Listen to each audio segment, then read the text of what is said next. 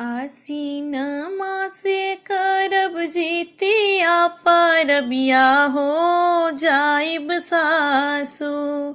आसीन मासे करब जीतिया परबिया हो जाइब सासु। करे गंगाय सननिया हो जाइब सासु। करे गंगाय सननिया हो जाइब सासु। हम तो से पूछिले पूतहु से पूतहु केकरा लागी।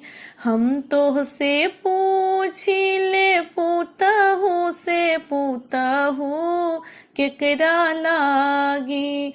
हे करेलू जितिया परबिया हो केकरा लागी। हे करेलू जितिया परबिया हो केकरा लागी। हमरो जे बेटा छथिन सोना जैसन बेटा हो उनके लागी। हमरो जे बेटा छथिन सोना जैसन बेटा हो उनके लागी। हे करेनी जितिया परबिया हो उनके लागी।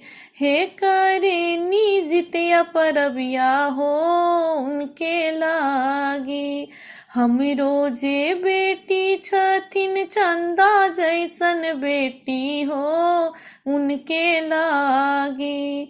हमरो जे बेटी छथिन चंदा जैसन बेटी हो उनके लागी। हे करेनी जितिया परबिया हो उनके लागी।